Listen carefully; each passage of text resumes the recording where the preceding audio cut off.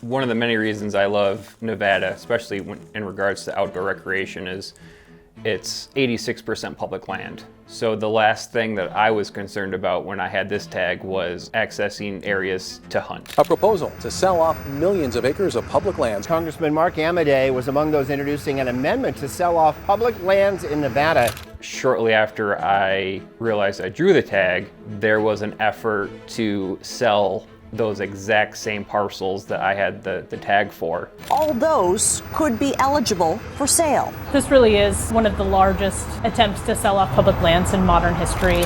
And it was definitely a little bit of a gut punch, realizing that something that I didn't think I'd have to worry about was all of a sudden in jeopardy.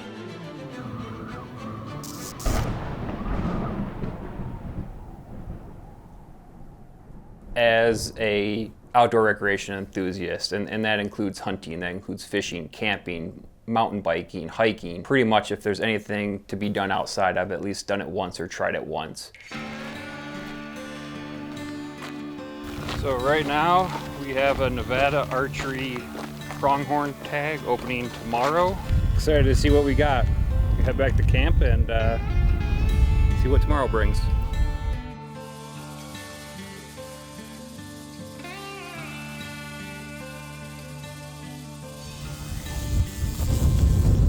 Well, that was interesting. Hopefully we won't see that guy in the blind tomorrow. So once I drew the tag, I knew the next step was to make sure I have eyes on the unit. Oh yeah. Made sure to cover as much area as I could to make sure that I had a good idea of the quality of animals within the unit, to make sure I knew where the high density areas were, and to make sure I was able to have access to all these areas. The unit I had put in for was a good quality unit with a lot of public land. So I'm not originally from the western states, although I've lived in about 7 of them. I grew up in upstate New York. I would say my story is a story that's been told 1,000 times. Grew up with a fishing rod and a BB gun in each hand. And how I was able to get access for hunting grounds was knocking on farmers' doors. I was happy if I had access to 30 acres, 40 acres, anything over 100. It felt like you could spend all day out there and never touch. So when I was roaming the hills of Western New York looking for squirrels and rabbits and turkeys, I was like every other kid that daydreamed about one day I'm going to be hiking in Nevada chasing antelope. Today's opening day. Looking forward to this for a long time. When we woke up opening morning, the excitement level was high because we knew we were going to see a lot of animals. We were able to get in there right as the sun was starting to cancel out some stars. And the first animal came in at about 7:30. Yeah, they're coming in, we just gotta wait. With the amount of habitat that was out there, the population was very strong. We saw a lot of fawns with does, good high quality bucks.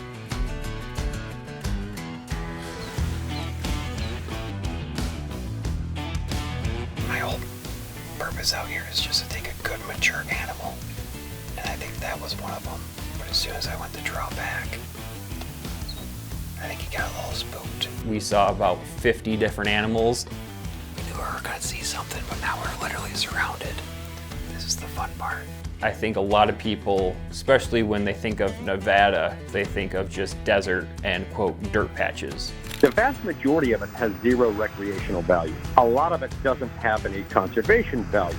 As someone who has a wildlife biology background, you cannot have animals producing 2 to 3 fawns on poor quality habitat.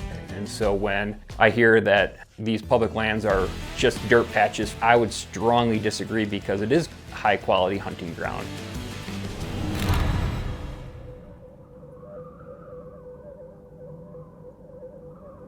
I won't shoot anything unless it gets me excited the first time I see it. And this buck certainly fit that description. You think he's the biggest one of the ones that have come in today? Seems like it to me. And He came in pretty much on a string, was able to present me a good shot at I think 36 yards, and made sure I took my time.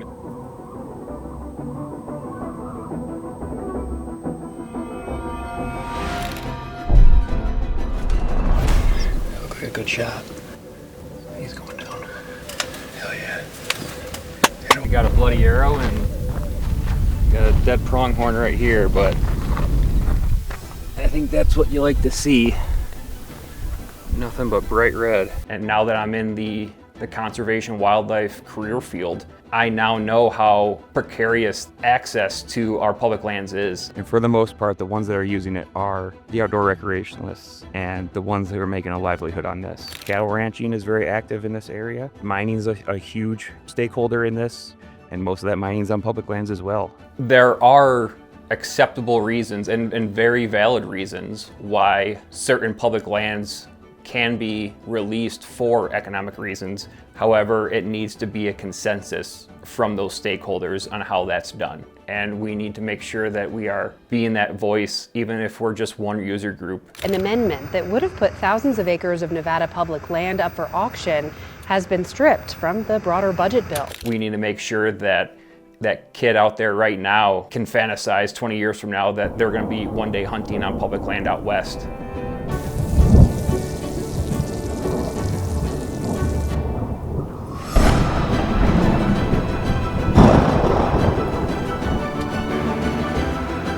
And it's up to us now to make sure that we fulfill their dream.